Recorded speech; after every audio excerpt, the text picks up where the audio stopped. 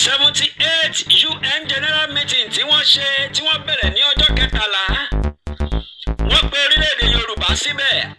Màmá wa Chief Mrs. Modúpẹ́ Onítìrí Aya Abíọ́lá wọ́n bá wa yan aṣojú lọ.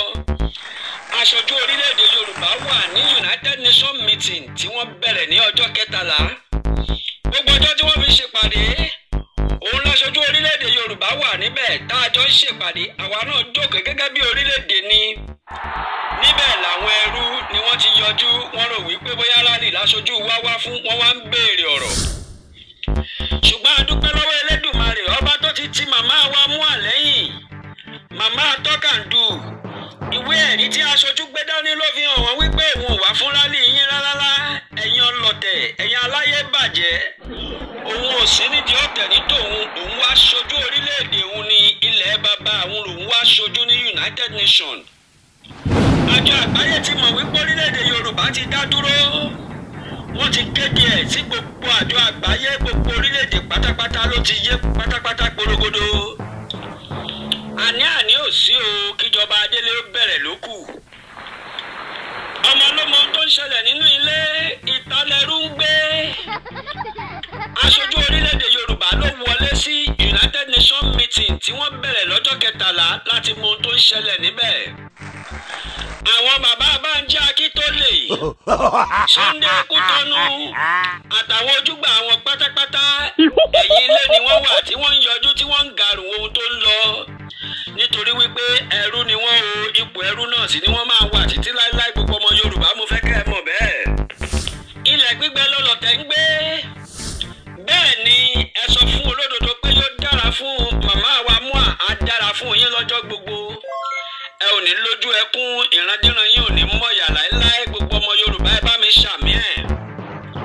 Ká wí bẹ́ẹ̀ ká ṣe bẹ́ẹ̀ ní ìyá ọmọ ènìyàn. Gbogbo àwọn tó gbàgbọ́ wípé a ò lè gbòmìnira láì jagun sójú wọn ti wá já.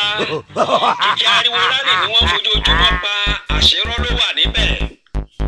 Àìmọye ìbéèrè ni wọ́n béèrè lọ́wọ́ aṣojú tá a rán lọ láti ṣojú wa ní United Nations Meeting.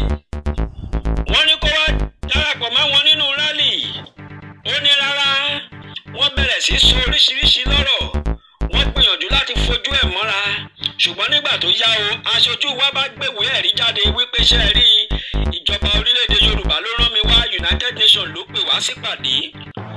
Ọ̀gẹ́rẹ́ gorí ìrókò ojú ọdẹ dá o. Orílẹ̀-èdè Yorùbá ti lọ mọ́ wọn lọ́wọ́.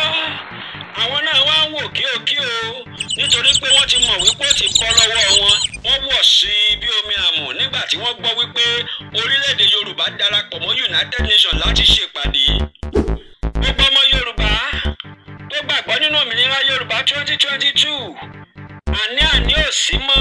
Màmá ti fohùn síta wípé ká pàdé àwọn nílùú Ìbàdàn pẹ̀lú lórí Adélé láìpẹ́. Ẹ jẹ́ àtúnyáyá ká túnyáyá. Orílẹ̀-èdè wa ti dúró kò sóhun tẹ́nikẹ́ni máa fọmọ orílẹ̀-èdè Yorùbá ṣe tá a bá ti tú jáde. Ẹ jẹ́ àpàdé màmá wa Mọ́remí Àjàsorò ilẹ̀ Yorùbá nílùú Ìbàdàn. Àtàwọn àtolórí Adélé ni wọ́n jọ ń bọ̀. Ẹ má jẹ́ àgbàgbé láti máa fowó sínú òmìnira. Inú àpò òmìnira gangan ni ẹ jẹ́ a máa fowó sí ní kẹ̀tíkẹ̀tí. Ká má wàá gbàgbé o ìjìnlẹ̀ rédíò. Ẹ jẹ́ a máa gbọ́ ní gbogbo ìgbà torí pé níbẹ̀ gangan la ti máa kọ́kọ́ gbọ́. Ní kété tádélé bá ti wọlé tíjọba Yorùbá bá ti bẹ̀rẹ̀ o. Gbogbo ọmọ Yorùbá a kú oríire. Wọ́n ti mọ̀ wá jákèjádò àgbáyé wípé orílẹ̀-èdè Yorùbá ti dúró ní gidigba. Ta ló ní kí n kọ ìwé síta? Ṣẹ̀rùbà àwọn ilẹ̀ Yorùbá. Já wọn láyà gbogbo orílẹ̀-èdè Yorùbá pátápátá. Black Lion.